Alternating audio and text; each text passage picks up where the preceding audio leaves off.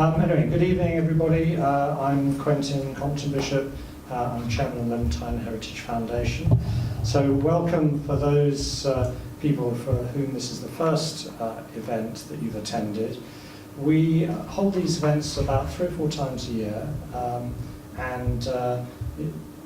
it's very informal. We have a couple of talks, and then those who have elected to stay on for dinner afterwards, then we go upstairs and continue the discussion. So I'm delighted this evening to welcome 2 speakers, and the first is Charles Newton. So forgive me while I sort of read from his profile. So Charles Newton, a curator in the Victoria and Albert Museum until 2005 when he retired. He's a publisher of several books and articles and has lectured on various subjects, including Victorian painting, printmaking, Orientalism, 19th century design, British textile designs, Owen Jones and Christopher Dresser, Amadeo Preziosi, who we're going to hear about this evening, the Orientalist painter John Frederick Lewis, and has contributed to many exhibition catalogues over the years. His book, Images of the Ottoman Empire, was published in May 2007. He and Bryony Llewellyn, who spoke here last year, I think it was, are currently compiling a catalogue raisonné of the work of John Frederick Lewis. And I hope that one day you might come and talk to us about his work as well. Well, I would leave that to Bryony because she knows most, but certainly I would welcome. I'm sure she would too. Excellent. Thank you. Okay, so Charles, you have the floor. Thank you very much. Good evening, ladies and gentlemen. Can you hear me clearly at the back? If my voice goes down or I start to mumble, please wave frantically and I'll do my best to catch up. First thing I must do is thank the Foundation for inviting me to speak this evening. Now here we have the Count's titles, the splendid one. I can't think of another artist that I've done any research on that has such a splendid rack of names. It's now more than 30 years since my colleague Bryony Llewellyn and I proposed, I should say that she proposed, an exhibition of works by Preziosi drawn from those held by Rodney Seawright and combined with those in the V&A. Preparing that exhibition made me realise just why Preziosi was held in such high regard as an artist in Istanbul between 1841 and the 1870s. And trip down memory lane, that's the book, very rare now. I bought up all the remainder copies and gave away over the years. There's not a single one left. It will cost you a fortune now. Right. We know very little, almost nothing about Preziosi's early life, at least personal bits. But what evidence there is suggests he came to embrace art in romantic rebellion against his parents. I'm sorry about the quality of the photograph. I think it's the only authentic one that we know about of him in his prime. There's one or 2 back views of him in his paintings. That's the only sort of studio photograph that seems to exist. I think that's right, isn't it? Yes. Riley's really the expert on this. Anyway, of Italian descent, born in 1816 into one of the foremost families of the Roman Catholic Maltese nobility, he was expecting to become a lawyer. When he was sent to Paris, the cradle of modernity, to pursue his legal studies in about 1840, the inevitable happened, and he soon neglected the tedium of the law and in favour of painting. Now this, you're going to hear this in public for the first time, this is a mere speculation of mine, but I believe he was influenced by Parisian artists like Paul Gavarni, 2 years his senior. Now this is a self-portrait of the romantic artist Paul Gavarni, and my belief is, I've no proof yet, except they moved in the same circles as far as we can tell, that he was partly the inspiration for Preziosi's work. And this is the sort of thing that Gavarni did. He illustrated all kinds of Parisian life. He was especially the less formal parts. At the time, Gavarni was very popular, appeared in a lot of periodicals, his illustrations did, and Preziosi simply could not have missed seeing his work. So if you look at this is a watercolour sketch, you can see the portrait of a poor artist, almost a caricature, but not quite, of a scene that Gavarni was noticed almost every day. Now we move away from Gavarni and back to the counts. Now, the family tradition is that Preziosi quarrelled with his family on his return to Malta. They didn't like the fact he'd wasted his time, as they saw it, in Paris. And then he went on a trip to Istanbul. And then subsequently went back to live there permanently in 1842. What his exact motives were at the time are still a mystery.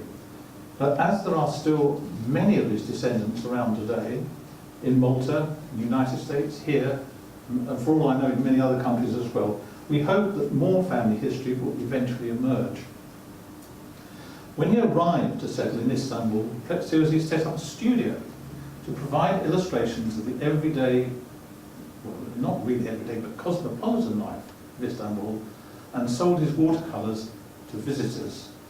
One of his early commissions was an album of sketches for Robert Curzon, now in the British Museum. Typically, it was a collection repeated from a set he had made in 1843, which is now in the V&A. And this is a third one of the same subject. In this series, this subject appears appears in 3 different places. In the series by Curzon, in the series in the V&A, and this is in a private collection of whom I'm not allowed to reveal. Now, the thing about this is I've chosen this one because it's absolutely typical of the sketches he saw. What he saw in the streets, he sketched very quickly and very accurately. But I wonder if there's anyone in the room who knows what the actual subject is. It took me years. I miscatalogued it when I first got it at the V&A, to my utter shame, and now I've managed to put the record straight. Has anyone any idea what he's doing? So, licorice. He's selling, yes, he's selling, but what? It's very difficult. Perfume. Mm-hmm. They are perfume flavourings on the top. Sure. Near. Tea. No. No. He's actually selling a kind of sweetie to these very wealthy children in the front here. He's a mahalabeji. Mahalabe, I think, is a kind of milk and rice pudding flavoured with sugar and things like rose flower water and things like that. And you can see on the top of his tepsi or tray, there are some tall bottles which are probably the flavourings. The dish cover things at the front are probably the puddings, keep the flies off. And there are plates and little spoons and everything stacked up. He will put down his, what's it called? Is it the lever, the thing that, or the tepsi and this tripod thing here? I'm not sure what it's called, at least I've forgotten this evening. But anyway, it's set up as they used to do all over Turkey until very recently. And for all I know, in eastern Turkey they still do, but they tend to sell cement on tripods and trays like that. So, but he's got all the details in. And the thing about costume is, it shows that the children of the wealthy were dressed in replicas of their parents' outfits. Like the little boy is wearing a miniature Ottoman official's outfit with a big Tanzimat-style fez on his head, and she is, in the height of fashion, although she's only a little girl, a miniature version of her mother, but because she's only a child, she's not veiled.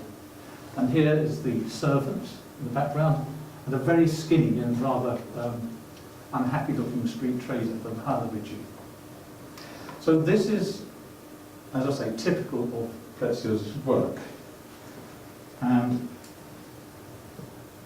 what he was competing against was this. There was a long tradition of albums of Istanbul costume studies churned out by anonymous artists. We have no idea who they were. We know absolutely nothing about them. Only the images like this exist. They made endless copies, repeated for sale to European visitors. But by 1840, they were more than a bit hackneyed. Now, this one was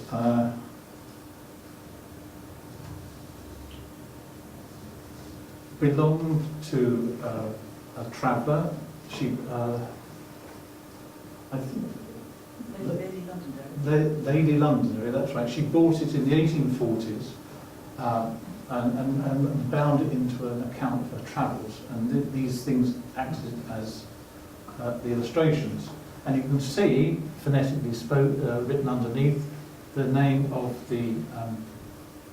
that helps confirm the identification I did make. But you can see it's very stiff, it's formal, and it's in a long, long tradition of costume studies. And of course, Preziosi's fresh and vivid style, brought new from Paris, combined with his accuracy of observation, easily made him the artist to choose if a wealthy buyer wanted a series of high-quality souvenirs of the visit.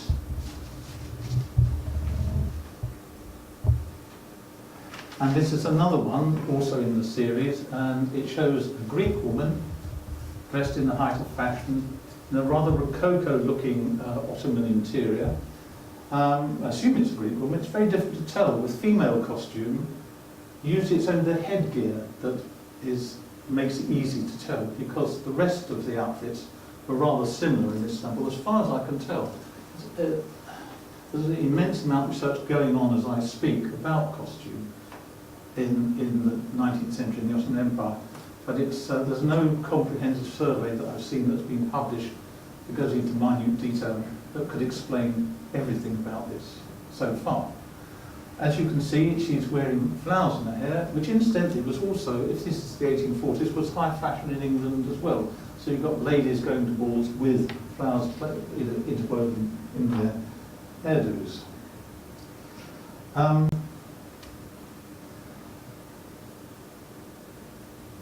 Now, I think most of you will recognise where this is. It's the mouth of the Golden Horn, looking across from the Asian shore directly into the mouth of the Golden Horn. And on the left, you can see the part of the palace, Topkapi, and on the right, Pera and the Galata Tower. In the foreground are the various kinds of boats that you've got as ferries in those days. Mere cockle shells, some of them as kayak, easily overturned in the choppy weather.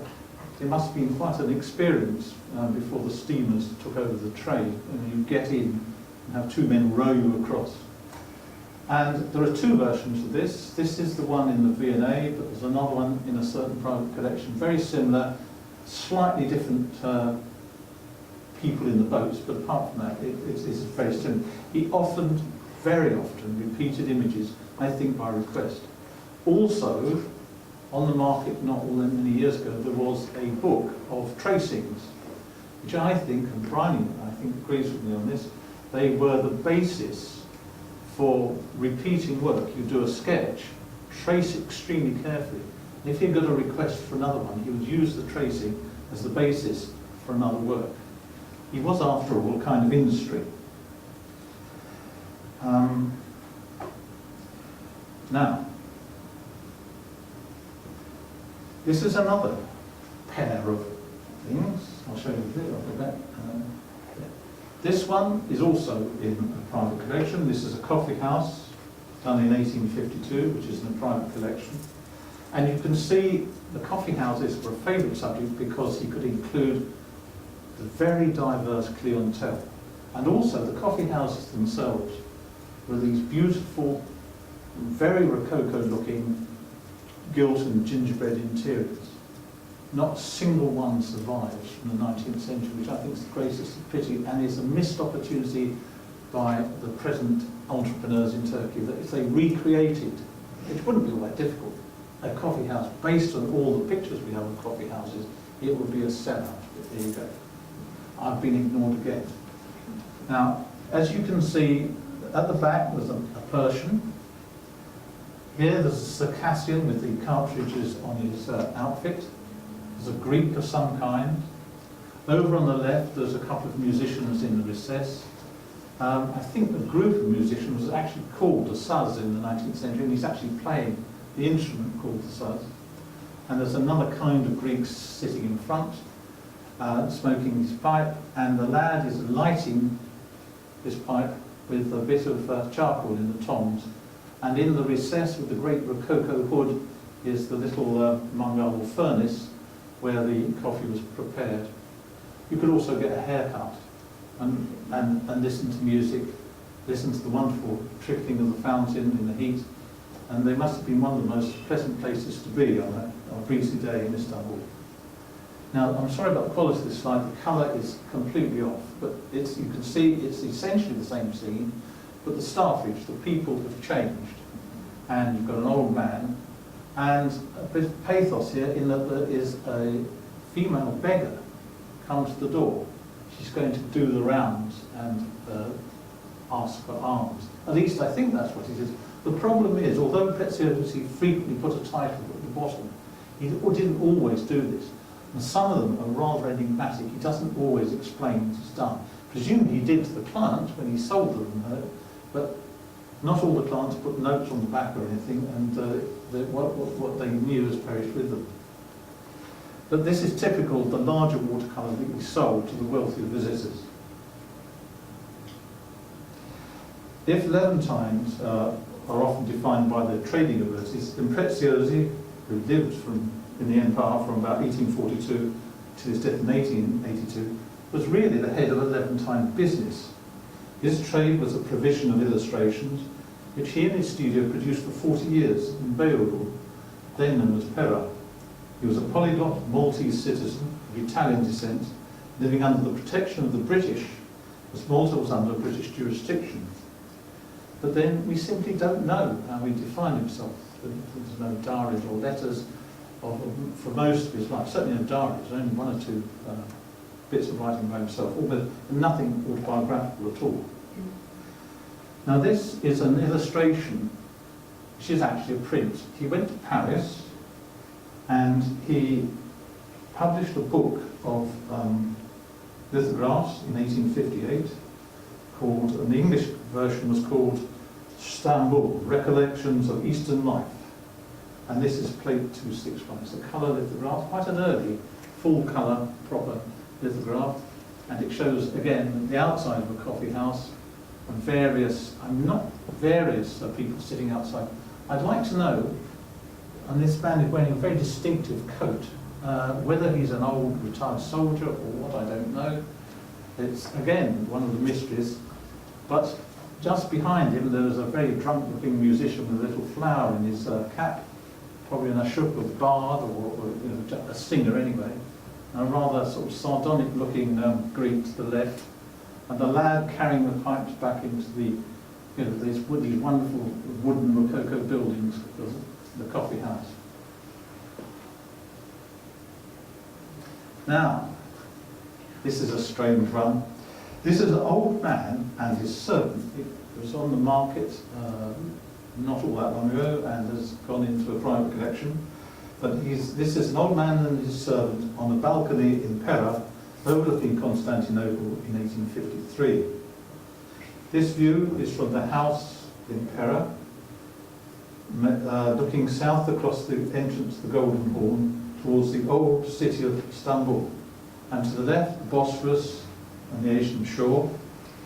This building must have been situated on the Rue Yeni Çarşı, now Yeni Çarşı Caddesi, which runs from the Grande Rue de Pera, which is now known as Istiklal Caddesi, down the hill to Tophane. The large building in the right foreground is the French embassy. I think it was burnt down. I don't think it's still there, I'm not sure. It's still there. Still there. Well, that's it. That's how it looked in 1853. To the extreme right is the Galata Tower. Preziosi's studio in Hamulbaşı Sokak was near. What? Did you? Just pointing out the Russian embassy below the Galata Tower. Oh, that's it there, is it? Well, that's very useful. Thank you.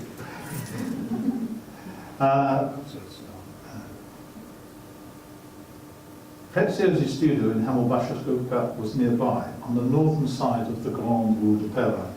The carpets piled up on the right suggest that the old man in traditional Ottoman costume might be a carpet dealer, and therefore is a fellow trader like Preziosi. He is about to receive a cup of coffee from his black female servant, or perhaps even a slave, although I don't think there were slaves as late as this, not sure, while reclining under a vine-covered chadak or pergola and enjoying the cool scented smoke from his nargileh. Preziosi had married a Greek woman and remained part of the Christian community, living at number 14 Hammelbascherskirche, not far away. By the late 1860s, he was so well established that his own studio at 28 Yeni Chasha, where he was from 1868 to 1881, was described as a set of charming little rooms full of knickknacks and sketches, obviously a showroom of some kind. It became one of Constantinople's tourist attractions, and it was even visited by the Prince of Wales on the 8th of April 1869. When called upon, he could produce large watercolours of contemporary events, such as the Crimean War. This is the view of the Allied fleets in October 1853, and it was made shortly before they left their peaceful anchorage at Beykoz on the Asian shore of the Bosphorus. From here, the ships moved slightly further north to Büyükdere off the European shore. And then, alas, after that, they had to move towards Balaclava and the Battle of the Alma. Now, there's a sort of companion piece to this one, which is even more interesting. Both of these pictures, there are two versions of each, by the way, I'll explain that later. Both of them were commissioned originally by Stratford Canning, the British ambassador to Turkey. Preziosi has depicted an encampment of troops from the 1st Division of the British Army at Scutari, on the Asian side of the Bosphorus. Regiments represented include both Highlanders and Guards, whose tents are prettily pitched with military precision on the hill. Among them, by contrast, with apparent indifference to discipline, mingle a motley collection of civilians and soldiers at leisure, smoking, drinking and chatting. With the exception of a hard-working washerwoman at the extreme right, hard at work, the washing hanging on a line behind. And that is absolutely typical of Preziosi. He puts in tiny but very interesting details and never explains them all, wasn't it? I'll show you. There she is. Now you can see, when you hear about washerwomen, you think, well, how did they manage to wash clothes? And he explains how they did. They built a temporary, a sort of copper arrangement out of what looks like brick or stone, and there's a fire, and then on top there is a sort of big tinned metal dish in which she's pounding the clothes, and she gets her water from a bucket here. And typical, again, of Preziosi, the tiny details. Does anyone know? Well, I suppose most people actually would know, but there's a little detail here, that arrow, what does that indicate on the tent side? British Army. Exactly, property of the War Office, which people of my generation going to army surplus stores would recognise straight away, though I doubt my children would. Now, and this is what's going on in the tents. One wonders, they've only just arrived because we know the date, which is the 11th of May 1854, and they'd only just arrived, and when you look at the whole thing, the camp looks extremely neat and tidy, and there's still grass, so an encampment like that would soon get very dusty, and then when it rained, very muddy. So they're only just arrived and settling in, and you can see they're obviously having a great time. The man in uniform, in full uniform, has begged a light. He's being regarded suspiciously by the man with the bottle and his female companion within the tent. Again, a really odd detail to put in, but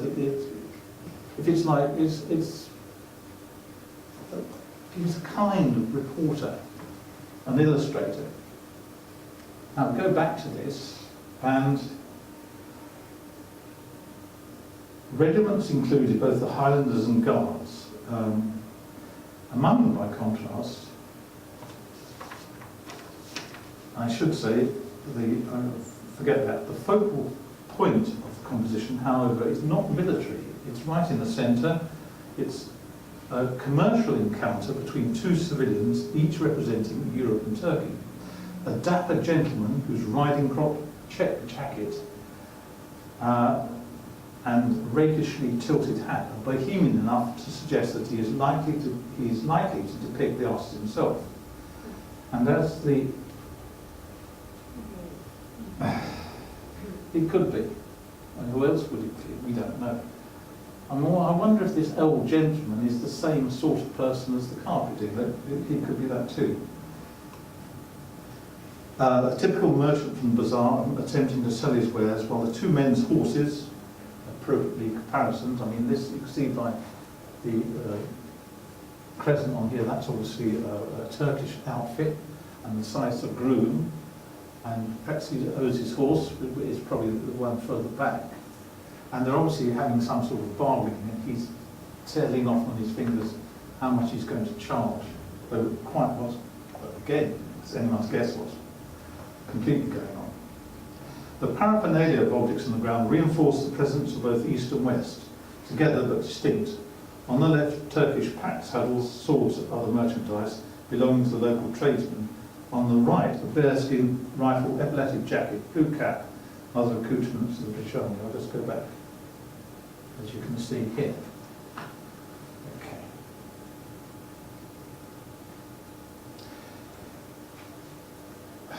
No, actually, there's something more I want to say about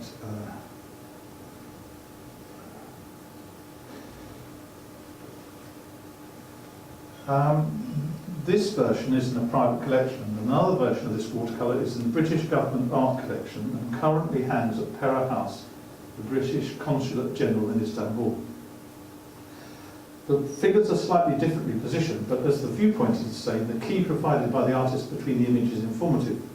Thus we learn that the house on the left behind the flagpole is the residence of Lord Raglan, commander of the British troops. The vessel in the distance is the Victoria, for which troops are disembarking. But one of the regiments represented is the Coldstream Guards, and the large buildings in the distance from behind the first and second tents are the Selimiye Hospital and Barracks, housing the British troops. I'm going to go on from this because the details in these pictures are such that the entire lecture will be given on just one of these images. Now, later on, you are still capable of recording events such as this. Again, anyone guess where it is and what's going on? St. Sophia. Absolutely, it's the gallery of Hagia Sophia. But what's going on? I was in the print room and a man brought this in for opinion. And he put it in front of me and I had the faintest idea what was going on. I recognised, like you did, it was Hagia Sophia, and I had to think. And then I saw the line of washing and people eating and drinking, making the best of it, and I thought, they must be refugees. And in fact, they are refugees from the 1877 Russo-Turkish War, and they're encamping as best they can in the gallery. Shelter had to be found, and this is the way the Turks dealt with it at the time. Again, very interesting exercise. There's no inscriptions on this one. I had to work it out from first principles, as it were. But it shows that he was capable, he's getting on by then, and this is quite towards the end of his career, but he could still do the most amazing sort of architectural studies and people, and get the impression of in the atmosphere, if you like, of what was going on.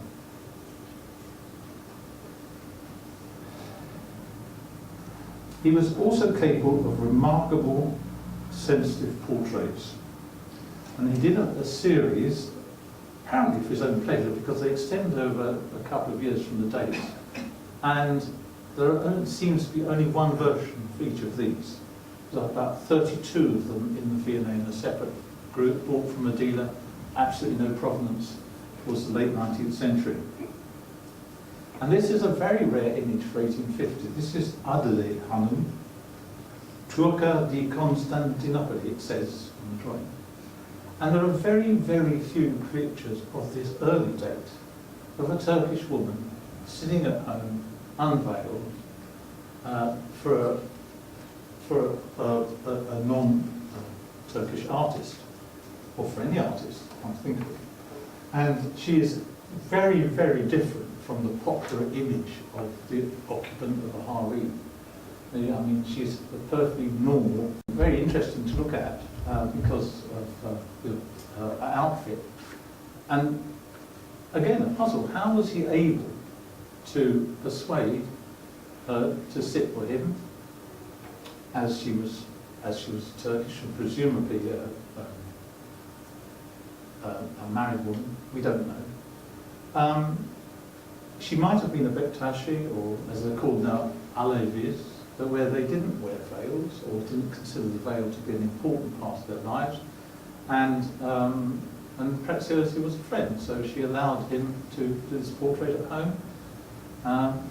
It's a mystery, but it's a very interesting one, because if you're going to illustrate what Turkish women actually looked like in 1850, we haven't got many other images of unveiled women that are real to go on. Charles. Yes? Right, yes, I'm needed there. Now, I'm going to show you 4 more images, that's it. This is Abdullah, the Kurd, from the vicinity of Bitlis in eastern Anatolia, done in 1852. It was used as a cover picture, I don't know why, it looked very good, for a paperback edition of Green Mantle. I don't know, presumably it looked nice and exotic enough, I don't know. But anyway, again, a rather striking portrait and rather intense, and the costume beautifully rendered, especially the turban. And then this one, this is Hannah, a Greek from Antioch, Antakya, of course, in 1852. It shows a wealthy merchant. Notice the pearl buttons and slight self-satisfaction blended with suspicion, I think. Anyway, I think that's quite a sort of sensitive rendering of really an unlikely subject. Presumably he gathered them up as they visited Istanbul, we don't know. He certainly, no evidence that he went to Eastern Turkey at all. I've only touched on the surface in this short talk. I've made no mention of his trips to Egypt and to Romania, nor indeed of his journey across Europe with his sketchbook from Istanbul to London and back, which includes some rather surprising images of European cities. This is sort of a bait, if you like. I will leave you with one of his earliest sketches from this journey. It's a view of the Golden Horn from his sketchbook entitled Souvenir de mon dernier voyage of 1875. I think his vision was going slightly, because the colours are rather lurid in this, but then so are some of the subjects, because that's the subject of the lecture.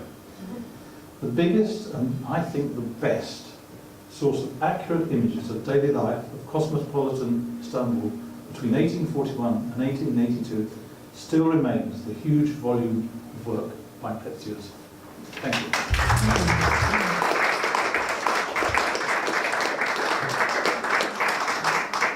I'm going to take a few questions Yes, sir. now, if anyone has.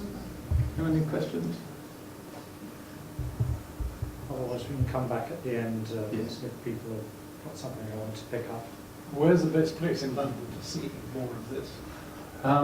If you can get an appointment at the V&A print room, there are 3 boxes of, in total, about 50 images by Preziosi in the catalogue, so you can see a good collection as well, which combines the V&A's collection and the Seawright collection of Preziosi. The other album is in the British Museum, the Curzon album is it called, but it's in fact it's almost a duplicate of the one the V&A has. But the problem is they're so popular that most of them are in private hands all over the world. A large number of collectors in Turkey, well, obviously, but also in many other places as well, because he does show such wonderful, accurate pictures of what life is like. Thank you. Thank you very much.